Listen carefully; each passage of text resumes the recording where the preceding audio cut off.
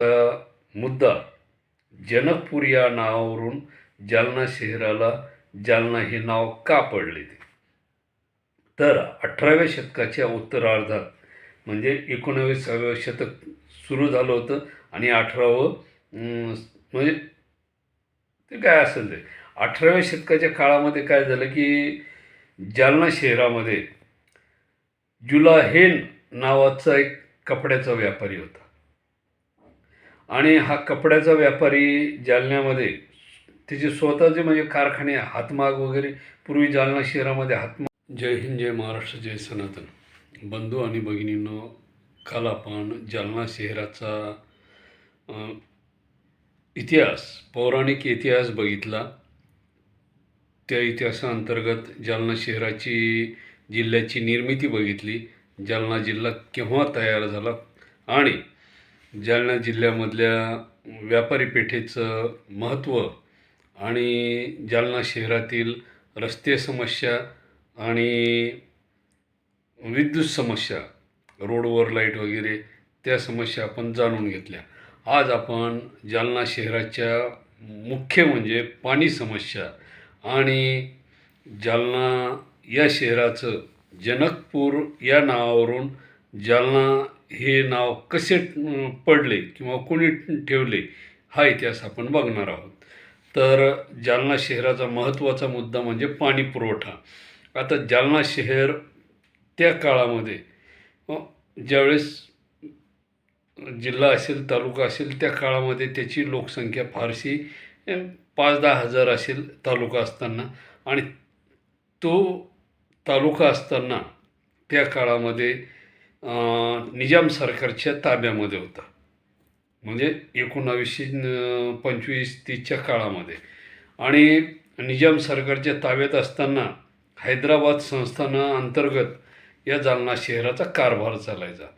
हा कारभार चालत असताना मीर उस्मान अली या निजामाने घाणेवाडी या गावामध्ये कुंडलिका नदीवरती धरण बांधले. ते बांधले 1935मध्ये. त्याचं क्षेत्रफळ आता जालना शहराला त्या काळात पाणी पुरवायचं म्हणजे जवळपास 100-200 एकरच्या परिसरामध्ये ते जवळपास धरण असायला पाहिजे. मी काही अद्याप त्या धरणाला भेट दिलेली नाही आहे, द्यायची भेट, पण थोडा प्रॉब्लेम असल्यामुळं भेट देऊ शकत नाही. कारण मला डॉक्टरनी गाडी चालवायला बंदी घातलेली, त्यामुळे मी कुठं जाऊ शकत नाही आणि भेटही देऊ शकत नाही. कारण भेट देणं म्हणजे स्वतः वाहन चालवणं आणि दुसऱ्याला घेऊन जायचं म्हणजे त्याची अडचण वेगळी, आपली अडचण वेगळी. ते कसं आहे, माणूस रिकामा पाहिजे ना. बरोबरचं तरी आपण रिकामे आहोत, पण समोरचा रिकामा पाहिजे ना. तर तशा अडचणी वेगवेगळ्या असतात. तर ते 100-200 एकरमध्ये असणारा घाणेवाडी तलाव 1935मध्ये मीर उस्मान अली निजाम यांनी तो तयार केला. ते 7वे निजाम घराण्यातले ते 7वे निजाम, त्यांनी तो तयार केला आणि त्याच्या अंतर्गत जालना शहराला पाणीपुरवठा आजतगायत होत आहे.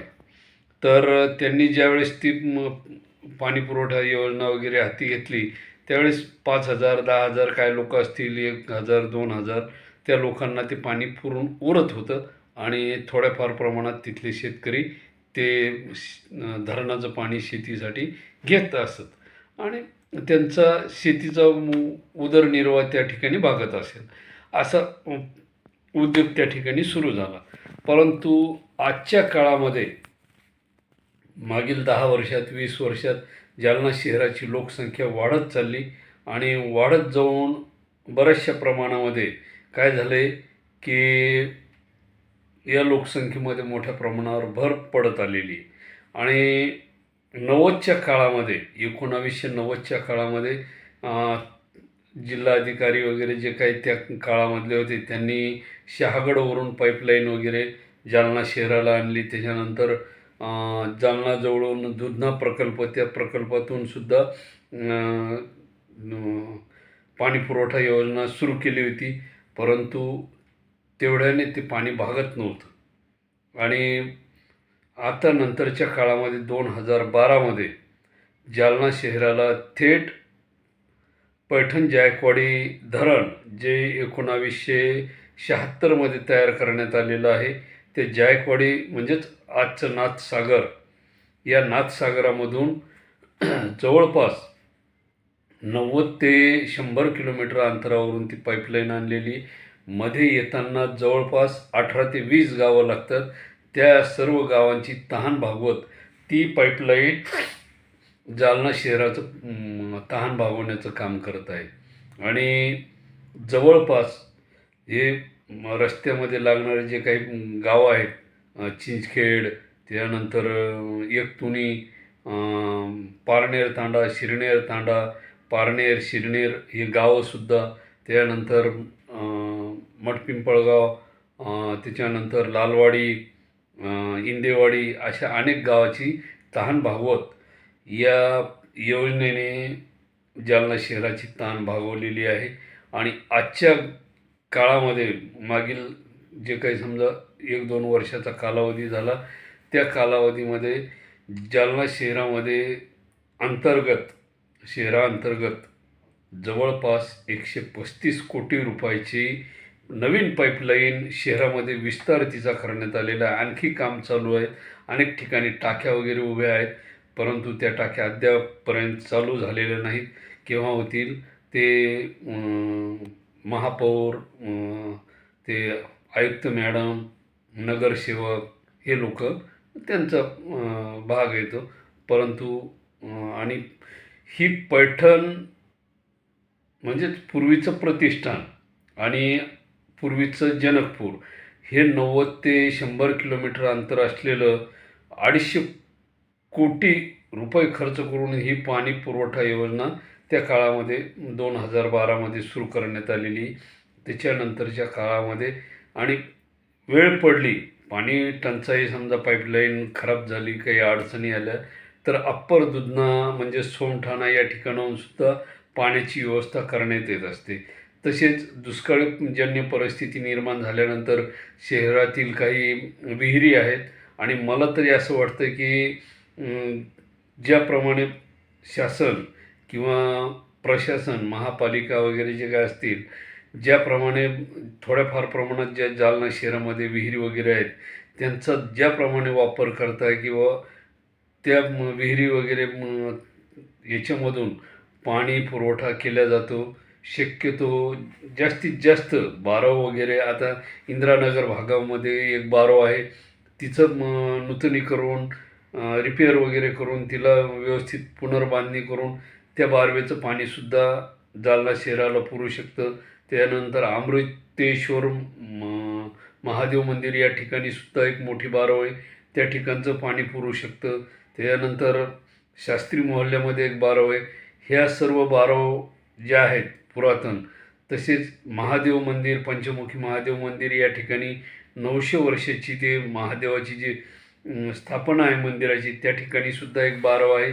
त्या सर्व बारव पुनर्बांधणी करून त्या बारवमधलं, विहिरीमधलं पाणी जालना शहराला इमर्जन्सीच्या काळामध्ये किंवा त्या परिसरामध्ये ते पाणी उपयोगी घेण्यात यावं, म्हणजे पाणी टंचाई होणार नाही. आणि पाण्याची व्यवस्था करताना कुठलाही नळाचं कनेक्शन नालीच्या काठावर किंवा गड्ड्यामध्ये जी आढळून आल्यास सदर व्यक्तीवर कारवाई करायला पाहिजे. ज्याचं नळाचं गड्डं नालीच्या काठावर किंवा गड्ड्यामध्ये आहे, अशा व्यक्तीवर कारवाई व्हायला पाहिजे. आणि ज्याच्या नळाला तुट्टी वगैरे नाही, त्या लोकांवर सुद्धा कारवाई व्हायला पाहिजे. कारण पाणी भरपूर प्रमाणात वाया जातं आणि जे साचलेल्या गड्ड्यामध्ये पाणी आहे, ते पाणी नंतर पाणी गेल्यानंतर परत पाईपलाईनमध्ये येतं आणि पाईपलाईन दूषित होऊन जाते. त्यामुळे दूषित पाणी पुरवठा होऊन जातो आणि घाण पाणी लोकांना मिळतं. तर अशी प्रशासनाने, महापालिकेने काहीतरी पर्यायी व्यवस्था करायला पाहिजे, जेणेकरून कॉलरा, मलेरिया, डेंग्यू अशा प्रकारचे आजार होणार नाही. आणि शक्यतो होईल तिथपर्यंत वार्ड वाईज ज्या ज्या ठिकाणी विहिरी वगैरे आहेत, गांधीनगर, रामनगर परिसरामध्ये सुद्धा विहिरीचं प्रमाण भरपूर आहे. बऱ्याचशा विहिरी दाबून टाकण्यात आलेल्या आहे, बुजवण्यात आलेल्या आहे. त्या ढोरपुरा भागामध्ये मोठीच्या मोठी एक बारव होती, ती सुद्धा बुजवण्यात आलेली. अशा म्हणजे बरेचसे विहिरी, बारव. आता हा भट्टीचा मळा वगैरे जे आहे, आयकॉन सिटी वगैरे झालेली, या ठिकाणी पी एमच्या शेतामध्ये मोठी विहीर होती, ती सुद्धा बुजवण्यात आली. त्या विहिरीचं पाणी 12 महिने आटत नव्हतं. म्हणजे हा पर्यायी व्यवस्था होती. पण लोक त्या विहिरी वगैरे बुजवून त्या ठिकाणी वस्ती वगैरे करून मोकळे होतात आणि म्हणून अडचणी निर्माण होतात. आणि त्यातली त्या शहरामध्ये झाडी नसल्यामुळे, झाडीचं प्रमाण कमी झाल्यामुळे पाण्याची पातळी खाली गेलेली. तर महापालिकेने कृपया प्रत्येक अपार्टमेंटवाल्याला, बांधकामवाल्याला, जे सोसायटी वगैरे बनवतात, अशा लोकांना झाडे लावल्याशिवाय त्या ठिकाणी वसू द्यायला नाही पाहिजे. असं कडक कारवाई करायला पाहिजे त्यांच्यावर. आता बऱ्याचशा आता आयकॉन सिटी वगैरे भागामध्ये झाडाचं प्रमाण खूप कमी, झाडच नसल्यात जमा आहे. मग महापालिकेने त्या लोकांना परवानगी द्यायला नाही पाहिजे त्या ठिकाणी वस्ती करण्यासाठी. अगोदर झाडं लावा, किमान झाड 10 फुटाच्या लेवलला पाहिजे. मग तुम्ही झाडं लावताना कोणते झाडं लावा ते पण महत्त्वाचं आहे. ज्या झाडावर पक्षी घरटं करत नाही असं झाड लावू नये. त्या झाडाला बंधन घालावं, ते झाड लावू नये. आणि कोणते झाडं लावावे? पिंपळ, वड, चिंच, त्याच्यानंतर औदुंबर, त्याच्यानंतर कदंब, जांभूळ, ही झाडं गरजेची आहेत. जे झाडं फळं देतात, जी झाडं सावली देतात, अशी झाडं गरजेची आहेत. ती महापालिकेने स्वतःहून प्रत्येक रोडच्या मध्यभागी दुभाजक टाकायचं आणि त्या दुभाजकाच्या मध्ये ती झाडं लावायची, जेणेकरून सिटीमधून हेवी वाहनं जाणार नाहीत. सिटीच्या मध्यभागी असे झाडं लावायला हरकत नाही, फळाची वगैरे. आणि त्याची निगराणी महापालिकेने मक्तेदारी द्यायला पाहिजे. ते फळं ज्या मोसमामध्ये ज्या झाडाची फळं येतील ती मक्तेदारी द्यायची. त्यांनी त्यांचं ते ठेकेदारी पद्धती घ्यायची आणि त्या झाडाची उत्पादन समोरच्याने घेऊन टाकायचं, त्याचे चार्जेस महापालिकेला देऊन टाकायचे. अशी पर्यायी व्यवस्था करायला पाहिजे. आज झाडच नाही आहे जालना शहरामध्ये, त्यामुळे पाणी पातळी ही जवळपास 200 फुटाच्या खाली गेलेली आहे. जे 40 फुटावर पाणी लागत होतं 20 वर्षापूर्वी, ते आज पाणी लागत नाही. तर ही समस्या जालना शहरामध्ये आहे. आणि माझं म्हणणं आहे, जे तुम्ही 8-10 दिवसाला पाणी सोडता, हे पाणी 8-10 दिवसाला तुम्ही सोडण्याऐवजी 4-4, 5-5 घंटे पाणी सोडण्याऐवजी 2च तास पाणी सोडा, पण 4 दिवसाला सोडा. काय होईल की पाणी वाया जाणार नाही. 4-4 तासामध्ये काय होतं, काही लोक गाड्या धुत बसतात, बुटा, चपलं, ते विचारू नका. आता ते मी सांगायला नाही पाहिजे, पण काय होतं की त्याच्यामध्ये पाण्याचा अपव्यय होतो, विनाकारण पाणी वाया जातं आणि नुकसान फार होतं. मग आणायचं कुठून पाणी? तुम्ही जर गाड्या वगैरे इथंच घरीच धुवायला लागले, आणि ती सिस्टम नसायला पाहिजे ना. वॉशिंग सेंटर कशासाठी तयार केलं आहे? 50-100 रुपये लोक देऊ शकत नाही. नळाला पाणी आलं की ते लगेच पाईप घेतात आणि गाडी धुत बसतात. अशा लोकांवर कारवाई व्हायला पाहिजे. माझ्याकडं गाडी आहे, मी गाडी वॉशिंग सेंटरलाच धुतो. नळाचं पाणी का वाया घालायचं? आणि जोपर्यंत महापालिका हे निर्णय घेत नाही तोपर्यंत त्रास सगळ्याला होत राहणार. नवीन नवीन सगळ्याला त्रास होईल. नोटबंदी करताना सगळ्याला थोडा थोडा त्रास झाला, आता सगळं व्यवस्थित आहे. तसं तुम्ही 4 तास पाणी सोडण्याऐवजी 2 तास पाणी सोडा आणि 4 दिवसाला सोडा. 4 दिवसाला पाणी सोडलं की तुमचं सगळं व्यवस्थित होईल. थोडी लोकांना सवय लागूच तर. आणि आता आपण वळतोय महत्त्वाचा मुद्दा. जनकपूर या नावावरून जालना शहराला जालना हे नाव का पडले ते? तर 18व्या शतकाच्या उत्तरार्धात, म्हणजे 19व्या शतक सुरू झालं होतं आणि 18वं म्हणजे ते काय असेल ते. 18व्या शतकाच्या काळामध्ये काय झालं की जालना शहरामध्ये जुलाहेन नावाचा एक कपड्याचा व्यापारी होता. आणि हा कपड्याचा व्यापारी जालन्यामध्ये त्याचे स्वतःचे म्हणजे कारखाने हातमाग वगैरे, पूर्वी जालना शहरामध्ये हातमाग वगैरे होते. म्हणजे ते ठराविक लोक ते कपडे बनवायचे, त्यांच्याकडून तो कपडे बनवून घ्यायचा आणि जालना शहराच्या बाजारपेठेमध्येच नाही तर भारताच्या प्रत्येक बाजारपेठेमध्ये तो जालना शहरातून कपडे विकवायचा. एवढंच नाही तर त्याचे विदेशात सुद्धा कपडे जायचे. पूर्वीच्या काळामध्ये म्हणजे जे आपले शेजारी देश आहेत त्या शेजारीच्या देशामध्ये इराण, इराक, त्याच्यानंतर चायना, नेपाळ. नेपाळ पूर्वीच्या काळामध्ये आपल्याच ताब्यामध्ये होतं, भारताचाच भाग होता. परंतु श्रीलंका हा वेगळा होता. श्रीलंकेमध्ये ते कपडे वगैरे जायचे आणि अशा प्रत्येक देशामध्ये त्याचे कपडे जायचे. आणि ह्याच जुलाहेन नावाच्या कपड्याच्या व्यापाऱ्यामुळे आणि त्यावेळची कपडा बाजार पेठ जालना शहरातील फार मोठी नामांकित अशी होती.